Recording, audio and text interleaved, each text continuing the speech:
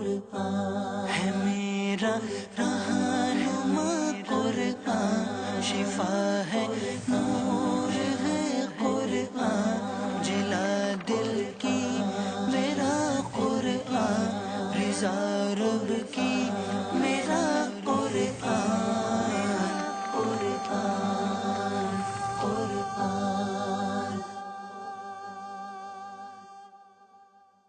الحمد للہ رب العالمین والصلاة والسلام علی سید المرسلین، اما بعد فاعوذ باللہ من الشیطان الرجیم، بسم اللہ الرحمن الرحیم۔ الصلاة والسلام علیک یا رسول اللہ وعلی آلک واصحابک یا حبیب اللہ، الصلاة والسلام علیک یا نبی اللہ وعلی آلک واصحابک یا نور اللہ۔ میٹھے میٹھے اسلامی بھائیوں اور مدنی چینل کے ناظرین، سلسلہ ہے ایک قصہ ہے قرآن سے۔ قرآن ہے میرا رہنما، قرآن شفا ہے، نور ہے قرآن، جلا دل کی میرا قرآن، رضا رب کی میرا قرآن، قرآن قرآن۔ آج ہم نے کون سا قصہ سننا ہے؟ آج ایک بڑا ہی عبرت انگیز قصہ ہے۔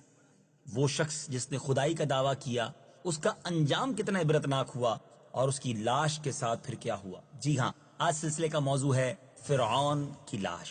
منقول ہے کہ جب فرعون تخت سلطنت پر بیٹھ کر خدائی کا دعویٰ کرتا تو حضرت جبرائیل علیہ السلام آدمی کی شکل میں اس کے پاس یہ فتویٰ طلب کرنے کے لیے تشریف لے گئے کہ کیا فرماتے ہیں بادشاہ اس غلام کے بارے میں جو اپنے مولا کے دیے ہوئے مال اور اس کی نعمتوں میں پلا بڑھا، پھر اس نے اپنے مولا کی ناشکری کی اور اس کے حقوق کا انکار کرتے ہوئے خود اپنی قیادت اور سیادت کا اعلان کر دیا، بلکہ خدائی کا دعویٰ کرنے لگا۔ تو فرعون نے اس کو جواب میں یہ لکھا کہ ایسا غلام جو اپنے مولا کی ناشکری کر کے اپنے مولا کا باغی ہو گیا، اس کی سزا یہی ہے کہ اسے دریا میں غرق کر دیا جائے۔ چنانچہ جب فرعون کی ڈوبنے کا وقت آیا، دریائے نیل میں غرق ہونے کا وقت آیا، تو فرعون پر جب موت کا غرغرہ سوار ہو گیا، آخری وقت آ گیا، حضرت جبرائیل علیہ السلام نے فرعون کے دستخط والا وہ فتویٰ فرعون کو دکھایا، اور اس کے بعد فرعون دنیا سے گیا۔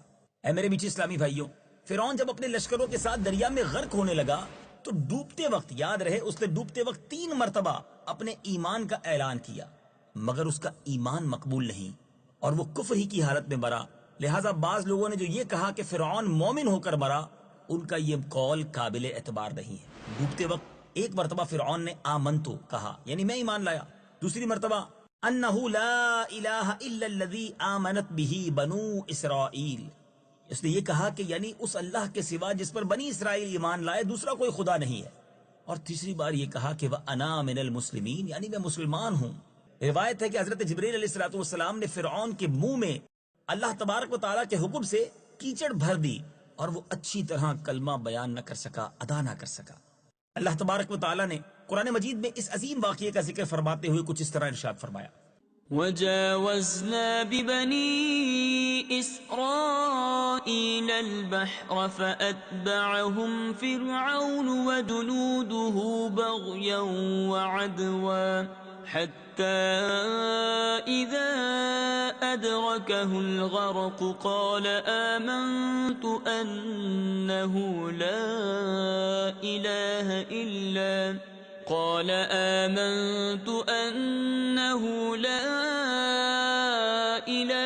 إلا الذي آمنت به بنو إسرائيل وأنا من المسلمين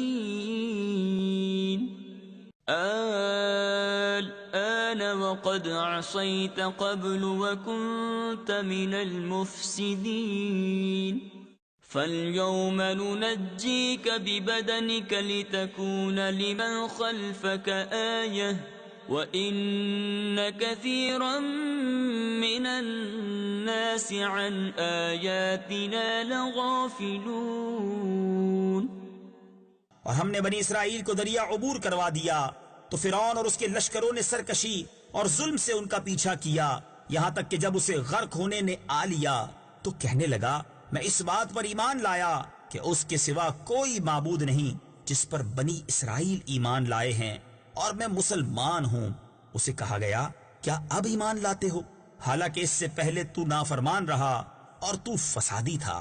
آج ہم تیری لاش کو بچا لیں گے تاکہ تو اپنے بعد والوں کے لیے نشانی بن جائے، اور بے شک لوگ ہماری نشانیوں سے ضرور غافل ہیں. فرعون کی غرق ہو جانے کے بعد بھی بنی اسرائیل پر اس کی ہیبت کا اس درجہ دبدبہ چھایا ہوا تھا کہ لوگوں کو فرعون کی موت میں شک و شبہ ہونے لگا. تو اللہ تعالیٰ نے فرعون کی لاش کو خشکی پر پہنچا دیا اور دریا کی موجوں نے اس کی لاش کو ساحل پر ڈال دیا تاکہ لوگ اس کو دیکھ کر اس کی موت کا یقین بھی کر لیں اور اس کے انجام سے عبرت بھی حاصل کریں.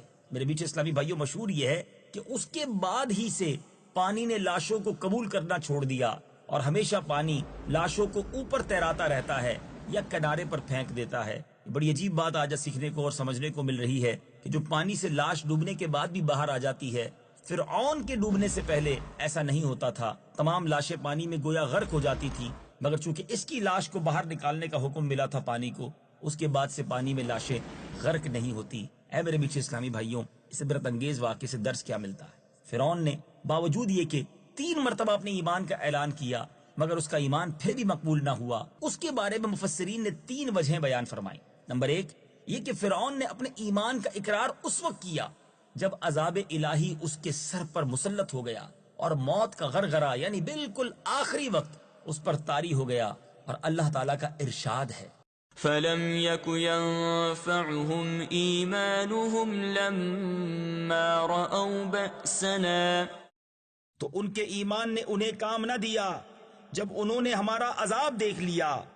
یعنی اللہ تعالیٰ کا یہ دستور ہے کہ جب کسی قوم پر عذاب آ جاتا ہے تو اس وقت ان کا ایمان لانا ان کو کچھ بھی نفع نہیں پہنچاتا. چونکہ فرعون عذاب آ جانے کے بعد جب موت کا غرغرہ سوار ہو گیا اس وقت ایمان لایا، اس لیے اللہ تعالیٰ نے فرعون کے ایمان کو قبول نہیں فرمایا اور حضرت جبرائیل علیہ السلام کو حکم دیا کہ اس کے منہ میں کیچڑ بھر دیں اور یہ کہہ دیں اب تو ایمان لایا ہے، حالانکہ اس سے پہلے تو ہمیشہ ایمان لانے سے انکار کرتا رہا اور لوگوں کو گمراہ کر کے فساد پھیلاتا رہا.